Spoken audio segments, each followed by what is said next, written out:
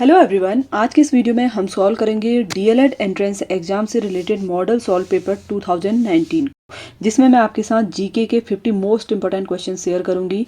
तो फ्रेंड्स, आप लोग देखिए, अगर डीएलएड एंट्रेंस एग्जाम की तैयारी कर रहे हैं तो प्रीवियस ईयर के question paper, model practice set सारे ही एक बार पेपर देने से पहले जरूर सॉल्व कर लें। तो फ्रेंड्स, चलिए स्टार्ट करते हैं आज का ये वीडियो। तो देखिए, सबसे पहला क्वेश्चन है, वेदों के गद्य प्रकरण क्या कहलाते थे? ऑप्शन है संहिता, ब्राह्मण, आरण्यक, उपनिषद। तो इसका राइट आंसर है ब्राह्मण। जो वेदों के प्रकरण होते थे उनको ब्राह्मण कहा जाता था। नेक्स्ट क्वेश्चन है, अशोक के कौन से शिलालेख में ब्राह्मी लिपि का प्रयोग नहीं किया गया? देखिए, ब्राह्मी लिपि का प्रयोग नहीं किया गया कह रहा है। ऑप्शन है सारनाथ, शाहबाजगढ़ी, धौली, इनमें से कोई नहीं। तो देखिए, जो अशोक का शाहबाजगढ़ी में स्थित शिलालेख है उसमें ब्राह्मी लिपि का प्रयोग नहीं किया गया है। इस शिलालेख में अरमाइक भाषा का प्रयोग किया गया है और जो इसमें लिपि है वो है खरोष्टी। ठीक है, तो इसका राइट आंसर होगा ऑप्शन बी वाला। नेक्स्ट क्वेश्चन है, निम्नलिखित में कौन सा सिंधु घाटी की सभ्यता से संबंधित स्थल नहीं है? तो देखिए, सिंधु घाटी की सभ्यता से संबंधित स्थल नहीं है पूछा जा रहा है आपसे। कालीबंगन, रोपड़, पाटलिपुत्र, लोथल। तो देखिए, जो पाटलिपुत्र है इसमें से ऑप्शन सी वाला, ये सिंधु घाटी सभ्यता से संबंधित नहीं है। ठीक है ना, पाटलिपुत्र जो है वो मगध साम्राज्य की क्या थी? राजधानी थी। नेक्स्ट क्वेश्चन है, बुद्ध को परिनिर्वाण कहाँ प्राप्त हुआ था? तो देखिए, जो बुद्ध हैं उनको परिनिर्वाण जो था कुशीनगर में प्राप्त हुआ था। ठीक है ना, अब ये कुशीनगर जो है देखिए ये स्थित है उत्तर प्रदेश में। ठीक है, और यहीं पर जो है महात्मा बुद्ध को क्या हुआ था? परिनिर्वाण की प्राप्ति हुई थी। नेक्स्ट क्वेश्चन है, प्राचीन महाभारत के महान व्याकरणविद पतंजलि किसके समकालीन थे? ऑप्शन दिए गए हैं चंद्रगुप्त मौर्य, अशोक, पुष्यमित्र शुंग, सुस्वर्मन, कण्व। तो देखिए, जो प्राचीन भारत के महान व्याकरणविद पतंजलि थे वो पुष्यमित्र शुंग के समकालीन थे। ठीक है, तो ऑप्शन सी इसका राइट आंसर होगा। नेक्स्ट क्वेश्चन है, लौह और रक्त की नीति किसने अपनाई? बलबन, अलाउद्दीन खिलजी, मोहम्मद बिन तुगलक, बाबर। तो इसका राइट आंसर है ऑप्शन ए, गयासुद्दीन बलबन। ठीक है ना, ये दिल्ली सल्तनत के अंतर्गत गुलाम वंश का शासक भी था। ठीक है ना, कौन से वंश का था? गुलाम वंश का। तो इसमें जो ऑप्शन ए वाला है वो इसका राइट आंसर होगा। नेक्स्ट क्वेश्चन है, निम्नलिखित में कौन सुमेलित नहीं है? तो पहला ऑप्शन है देखिए बाबरनामा, बाबर। तो देखिए, बाबरनामा जो है ये एक पुस्तक है जिसमें बाबर की ही आत्मकथा का वर्णन किया गया है और ये जो बुक है ना ये तुर्की भाषा में लिखी गई है। ठीक है, ये तुर्की भाषा में लिखी गई है। इसके बाद जो नेक्स्ट ऑप्शन है वो है देखिए शाहजहां नामा, मोहम्मद ताहिर।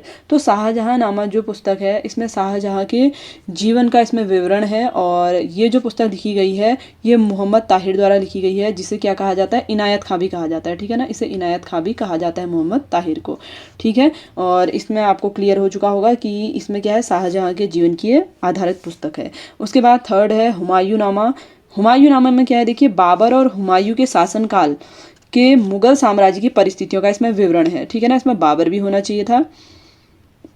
इसके बाद नेक्स्ट क्वेश्चन है, तुजुक ए जहांगीरी। तो देखिए, तुजुक ए जहांगीरी जो है जहांगीर की इसमें आत्मकथा है।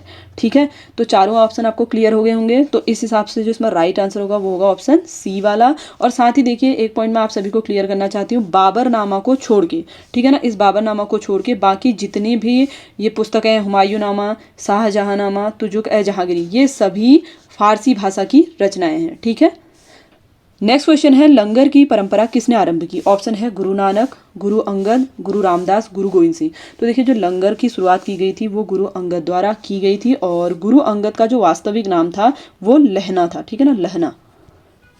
ठीक है, तो ऑप्शन बी इसका राइट आंसर होगा। नेक्स्ट क्वेश्चन है, महात्मा गांधी ने निम्नलिखित में किसे अपना राजनीतिक गुरु माना था? बाल गंगाधर तिलक, गोपाल कृष्ण गोखले, दादा भाई नौरोजी, बी आर अम्बेडकर। तो देखिए, जो महात्मा गांधी जी हैं इन्होंने अपना राजनीतिक गुरु जो था गोपाल कृष्ण गोखले को माना था। ठीक है ना, तो ऑप्शन बी इसका राइट आंसर होगा। नेक्स्ट क्वेश्चन है, देश बंधु किसे कहा जाता है? लाला लाजपत राय, बिपिन चंद्र पाल, चित्तरंजन दास, भगत सिंह। तो इसका राइट आंसर है ऑप्शन सी, चित्तरंजन दास। अब क्यों कहा जाता है? देखिए, इन्होंने असहयोग आंदोलन के दौरान इन्होंने वकालत छोड़ दी थी और इनकी जो संपूर्ण संपत्ति कलकत्ता मेडिकल कॉलेज जो था उसको इन्होंने क्या कर दिया था? स्त्रियों के इलाज के लिए दान कर दिया था। ठीक है ना, दान किया, जिसके कारण इनको देशबंधु कहा जाने लगा। ठीक है, तो ऑप्शन सी इसका राइट आंसर होगा। नेक्स्ट क्वेश्चन है, निम्नांकित में स्वतंत्र समाचार पत्र पत्रिका के संपादक कौन थे? Annie Besant, Arvind Ghosh, Jawaharlal Nehru, Motilal Nehru. तो इस क्वेश्चन का राइट आंसर है option D, Motilal Nehru.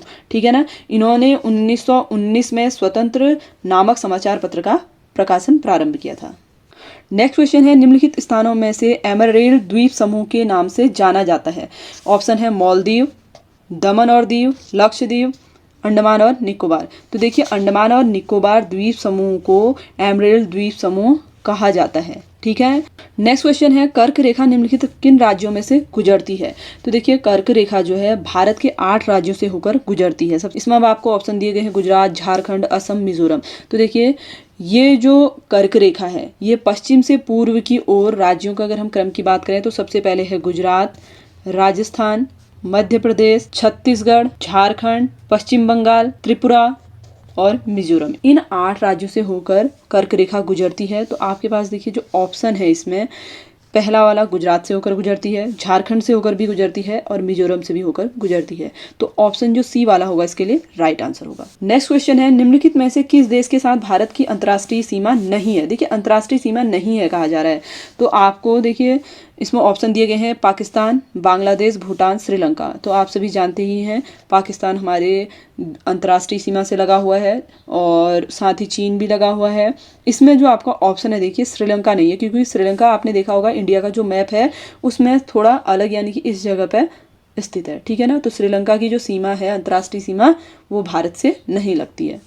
Next question है भारतीय मानक मेरिडियन 5 राज्यों के मध्य गुजरता है, इनमें से कौन सा राज्य 5 में से नहीं है। आंध्र प्रदेश, उड़ीसा, बिहार, छत्तीसगढ़। तो इसका राइट आंसर होगा ऑप्शन सी बिहार। ठीक है, नेक्स्ट क्वेश्चन है भारत में कौन सा राज्य सबसे अधिक पड़ोसी राज्यों की सीमाओं को स्पर्श करता है। तो पड़ोसी राज्यों को सबसे ज्यादा कौन सा राज्य स्पर्श करता है। उत्तर प्रदेश, हरियाणा, मध्य प्रदेश या फिर राजस्थान। तो देखिए भारत का ऐसा राज्य जो सबसे ज्यादा पड़ोसी सीमाओं को स्पर्श करता है वो है उत्तर प्रदेश। नेक्स्ट क्वेश्चन है भारत का सबसे दक्षिणी छोर कौन सा है। इंदिरा कॉल, गुहार मोती, किबूथू, इंदिरा पॉइंट। तो देखिए इसका राइट आंसर है इंदिरा पॉइंट। भारत का जो सबसे दक्षिणतम छोर है उसे इंदिरा पॉइंट के नाम से जाना जाता है। ठीक है, और ये अंडमान निकोबार द्वीप समूह के ग्रेट निकोबार में स्थित है। कहाँ है, ग्रेट निकोबार में। ठीक है, तो ऑप्शन डी इसका राइट आंसर होगा। नेक्स्ट क्वेश्चन है डैश दर्रा तिब्बत के साथ सिक्किम राज्य को जोड़ने वाली भारत चीन सीमा पर है। रोहतांग, नाथुला, खारदुंगला, बनिहाल। तो देखिए यह है नाथुला दर्रा जो क्या है हिमालय का एक पहाड़ी दर्रा है। भारत के सिक्किम राज्य और दक्षिण तिब्बत चुंबी घाटी को ये जोड़ता है। कौन सी घाटी को जोड़ता है, चुंबी घाटी को। नेक्स्ट क्वेश्चन है किस शहर को स्टील सिटी ऑफ इंडिया के नाम से जाना जाता है। मुंबई, कोलकाता, कोच्चि या फिर जमशेदपुर। तो ये कहा जाता है जमशेदपुर को। ठीक है ना, छोटा नागपुर के पठार में स्थित जमशेदपुर को स्टील सिटी ऑफ इंडिया के नाम से जाना जाता है। कहाँ स्थित है, छोटा नागपुर। ठीक है, छोटा नागपुर के पठार में स्थित है। नेक्स्ट क्वेश्चन है डैश झील भारत की सबसे बड़ी खारे पानी की झील है या भारत की सबसे बड़ी झील भी है। डल, चिल्का, वुलर, डिडवाना। तो इसका राइट आंसर है ऑप्शन बी चिल्का झील। ठीक है ना, तो चिल्का जो है उड़ीसा में स्थित है, ये भी आप क्लियर कर लें। ठीक है, नेक्स्ट क्वेश्चन है निम्नलिखित में किसने सर्वप्रथम वर्ष 1935 में संविधान सभा का सुझाव प्रस्तावित किया। Nehru, Gandhi, JP Narayan, MN Roy. तो देखिए ये किया गया था एमएन रॉय द्वारा प्रस्तावित। ऑप्शन डी इसका करेक्ट आंसर होगा। नेक्स्ट क्वेश्चन है भाषा के आधार पर राज्यों का पुनर्गठन किस वर्ष किया गया था। तो देखिए भाषा के आधार पर पूछ रहा है कि जो राज्य है उनका पुनर्गठन कब किया गया। तो ये किया गया था 1956 में। ठीक है ना, तो ऑप्शन डी इसका राइट आंसर होगा। नेक्स्ट क्वेश्चन है मौलिक अधिकारों को लागू करने के लिए संविधान ने किसे विशेष उत्तरदायित्व सौंपा है। उच्चतम न्यायालय, संसद, राष्ट्रपति या फिर राज्य विधानमंडल। तो मौलिक अधिकारों को लागू करने के लिए संविधान ने विशेष अधिकार उत्तरदायित्व सौंपा है उच्चतम न्यायालय को। ऑप्शन ए इसका राइट आंसर होगा। नेक्स्ट क्वेश्चन है राष्ट्रपति द्वारा राज्यसभा में कितने सदस्यों को नामित किया जा सकता है। राष्ट्रपति द्वारा राज्यसभा में पूछा है कितने सदस्यों को नामित किया जाता है। 10, 22, 12, 9। तो देखिए राष्ट्रपति 12 सदस्यों को राज्यसभा में नामित कर सकता है। ठीक है ना, अनुच्छेद 80 क के अंतर्गत। ठीक है, नेक्स्ट क्वेश्चन है भारत के संविधान की डैश अनुसूची में असम, मेघालय, त्रिपुरा और मिजोरम राज्यों में जनजातीय क्षेत्रों के प्रशासन के संबंध में प्रावधान है। 5वीं, 10वीं, 6ठी, 4थी। तो इसका राइट आंसर है ऑप्शन सी 6ठी अनुसूची में। नेक्स्ट क्वेश्चन है भारतीय संसद में मंत्रिमंडल के विरुद्ध अविश्वास प्रस्ताव पेश करने के लिए न्यूनतम डैश सांसदों के समर्थन की आवश्यकता होती है। तो कितने सांसद मिलकर मंत्रिमंडल में अविश्वास प्रस्ताव पारित कर सकते हैं। तो देखिए कितने सदस्य होने चाहिए, 100, 25, 75 या 50। तो इसका राइट आंसर है ऑप्शन डी 50। नेक्स्ट क्वेश्चन है भारत के संविधान में निम्न में किसके विरुद्ध अभियोग चलाने का प्रावधान नहीं है, पूछा जा रहा है। ठीक है, राष्ट्रपति के, राज्य के राज्यपाल के, भारत के मुख्य न्यायाधीश के, या फिर भारत के उपराष्ट्रपति के। तो देखिए ऑप्शन जो बी है इसका राइट आंसर होगा राज्य के राज्यपाल के। नेक्स्ट क्वेश्चन है राष्ट्रीय आय को प्रायः कहा जाता है। देखिए राष्ट्रीय आय को क्या कहा जाता है, तो राष्ट्रीय आय को कहा जाता है साधन लागत पर शुद्ध राष्ट्रीय उत्पाद। ऑप्शन डी इसका राइट आंसर होगा। नेक्स्ट क्वेश्चन है 1991 की नई उदार आर्थिक नीति के परिचय के साथ भारतीय अर्थव्यवस्था ने इसके अलावा निम्नलिखित में सभी के माध्यम से मौजूदा आर्थिक समस्याओं को संबोधित किया, औद्योगिकरण द्वारा, वैश्वीकरण, निजीकरण या उदारीकरण। तो देखिए इसका राइट आंसर होगा ऑप्शन ए औद्योगिकीकरण द्वारा। नेक्स्ट क्वेश्चन है भारत का राष्ट्रीय चिन्ह कहाँ से लिया गया है।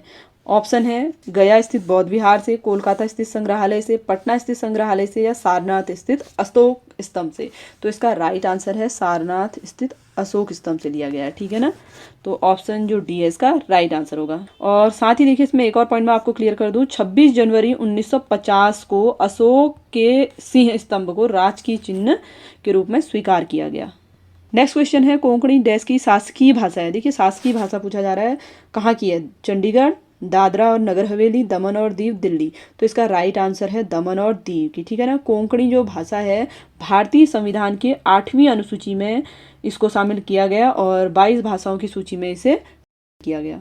नेक्स्ट क्वेश्चन है डिस्कवरी ऑफ इंडिया पुस्तक के लेखक हैं महात्मा गांधी, जवाहरलाल नेहरू, बाल गंगाधर तिलक, सुभाष चंद्र बोस। तो इसका राइट आंसर है ऑप्शन बी जवाहरलाल नेहरू। ठीक है ना, तो देखिए इन्होंने ये जो पुस्तक है 1942 से 1946, ठीक है, 1942 से 1946 के बीच में लिखी, जब इनकी क्या हुई थी, गिरफ्तारी हुई थी।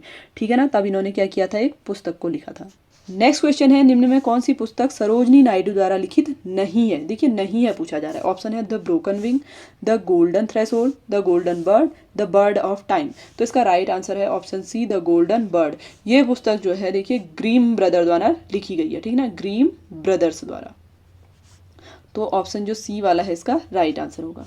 नेक्स्ट क्वेश्चन है प्रथम राष्ट्रीय मानव विकास रिपोर्ट जारी की गई, कब की गई, 2001 में, 2002 में, 2009 में या फिर 2007 में। तो इसका राइट आंसर है पहली जो मानव विकास रिपोर्ट यानी कि ह्यूमन डेवलपमेंट रिपोर्ट थी वो 2002 में प्रकाशित की गई थी।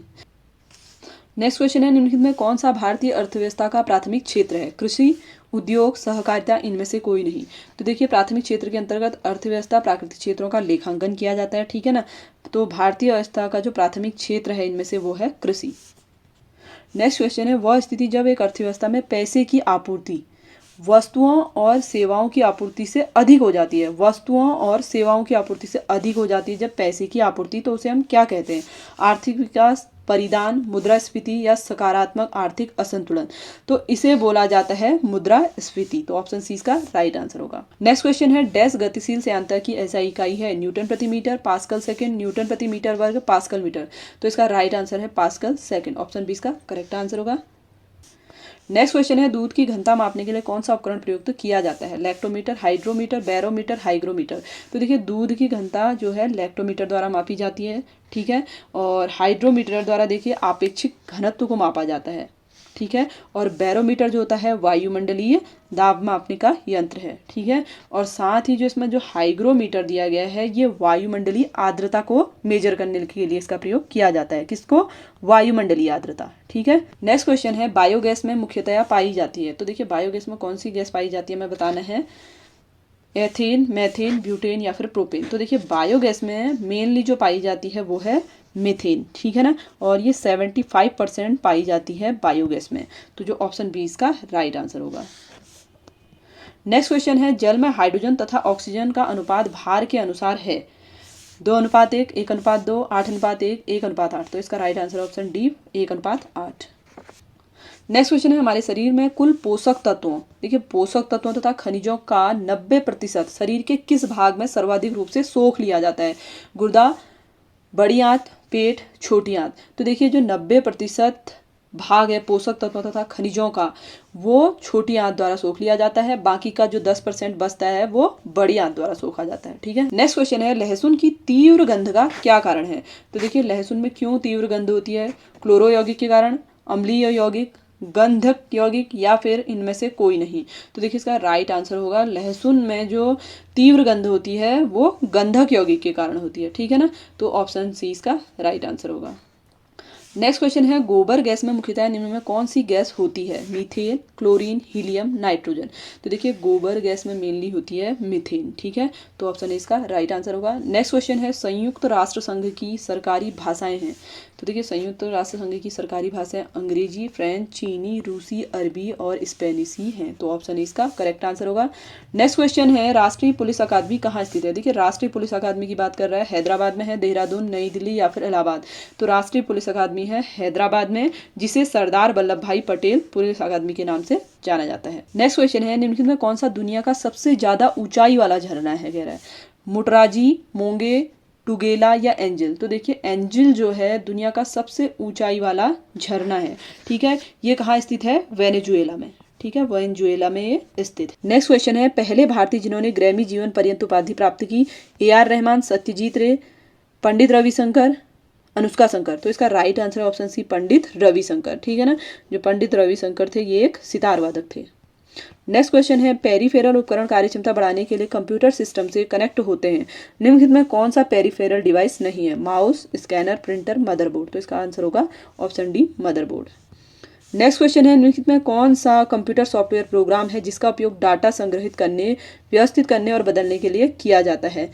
Firefox, Excel, Outlook, PowerPoint. तो इसका राइट आंसर है ऑप्शन बी एक्सेल, ठीक है ना, MS एक्सेल जिसे बोला जाता है।